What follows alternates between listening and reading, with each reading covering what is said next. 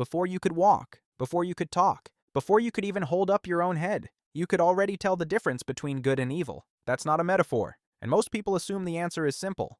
Babies learn right from wrong slowly, over years, from their parents. But that's not quite right. The real answer is far stranger, because the ability was already there, fully formed before anyone taught you anything at all, before you had a single word to think it with, and no one has ever been able to fully explain how. At Yale, developmental psychologists Wynn and Hamlin built a tiny puppet show to find out. The setup was deceptively simple. A small wooden character, call it the climber, struggles to push itself up a steep hill. Sometimes a second character appears and helps push it to the top. Other times, a third character appears and shoves it back down. Babies watch this play out, again and again. Then comes the test. Researchers hold out both puppets on a tray. No question, no word, just two shapes side by side, waiting.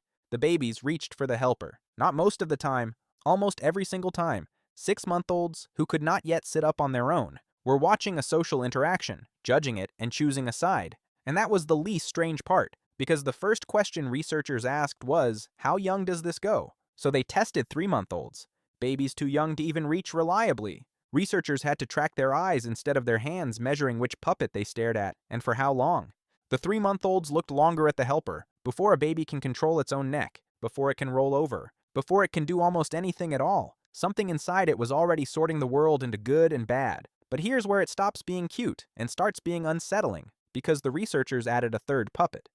A neutral one. A character that did nothing, just watched, without helping or harming. Then they tested whether babies preferred puppets that punished the bad character over puppets that simply stayed neutral. By 8 months old, they did. The babies weren't just picking the nice one over the mean one anymore. They were choosing characters who punished wrongdoing over characters who stood by and did nothing. That's not a preference for kindness. That's the beginning of a preference for justice, and no one taught them that. Now you should be skeptical here. Good scientists were too. Maybe the babies weren't tracking morality at all. Maybe they just liked the upward motion of helping and disliked the downward shove of hindering physics, not ethics. So the researchers rebuilt the entire experiment to kill that explanation. This time there was no hill, no up, no down. The climber was trying to open a box to reach a toy inside. One puppet held the box open. The other slammed it shut. No direction to exploit. Nothing to like about the movement itself. The result didn't change. The babies still chose the helper, which meant they were never watching the motion at all. They were watching the intention. They understood somehow that one character wanted another to succeed and one wanted it to fail. An infant that cannot speak was reading the hidden purpose behind an action, which leaves the question that has haunted this research for nearly 2 decades. For most of the last century, psychology assumed morality was learned, a blank slate, right and wrong slowly written onto a child by parents, punishment, and culture over years. The Yale research suggests the slate was never blank, that some crude moral architecture is already installed at birth or close to it.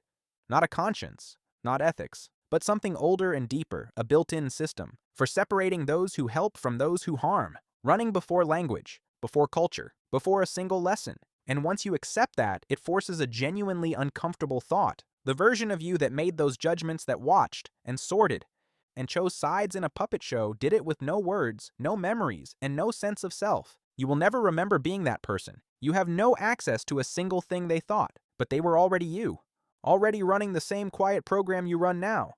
Every time you meet someone and decide, before they've said a word, whether they can be trusted, you just can't remember the first time you did it. Now critics push back hard on this, and they're right to. Preferring helpers over hinderers is not a full moral sense. A baby isn't weighing intentions against context or navigating hard ethical trade-offs. What it has is closer to a primitive social radar, a bias toward cooperation and against harm. But even that smaller claim is strange enough to keep you up at night, because it means somewhere inside a creature that cannot recognize its own face in a mirror, that cannot hold a single memory it will keep. There is already a working machine for one specific task, deciding who is safe and who is not. And there may be a brutal reason it exists.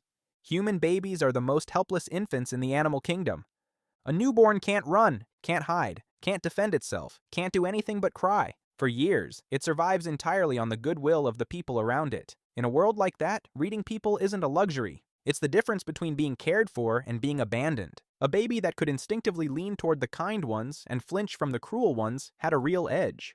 Long before it understood the word trust, something underneath was already calculating it, because getting that calculation wrong could be fatal. So the moral radar isn't sentimental, it's survival equipment. It was built by the same brutal math that built everything else about you. So the next time you look at a baby who can't say a single word, understand what's happening behind those eyes. It doesn't know your name. It doesn't care what you do, or what you've done, or who you think you are. But some ancient, wordless part of it is already watching how you treat the people around you, already sorting you into one of two piles, already deciding. And the strangest part isn't that babies do this, it's that you never stopped. You just lost the memory of the first time, the same way you lost every other memory from back when the machine was first switched on, quietly keeping score in a mind that didn't yet have a name. So the next time you look at a baby who can't say a single word, understand what's happening behind those eyes. It doesn't know your name. And the strangest part isn't that babies do this, it's that you never stopped. Every time you meet someone new and feel something before they finish their first sentence, a pull toward them or a quiet step back, that's not intuition you developed. That's not experience. That's the oldest system you own, still running, still scanning, exactly as it did in that crib before you had a name. You've spent your whole life believing you learned to read people. You didn't. You were born already reading them. Everything since has just been the same machine, refining a judgment it started making before you could hold up your own head. And here's the thought worth sitting with. That original version of you, the one in the puppet studies, the one who watched and judged and chose a side, left no memory behind. You cannot recall a single thing it thought. By every measure you used to define yourself, that person is gone. But it made one decision that outlived everything else. It decided that some people are worth trusting and some are not. That helping is good and harming is not. That the world divides cleanly into those two things. You still believe that. You will believe it until the day you die. It is, quite possibly, the oldest thing you think, older than your first word, older than your first memory, older than your sense of being anyone at all. You didn't inherit it from your parents. You didn't learn it from the world. It was already there when you arrived, waiting in the dark, before the lights of memory ever came on, quietly deciding who was safe, and it has never once stopped deciding since.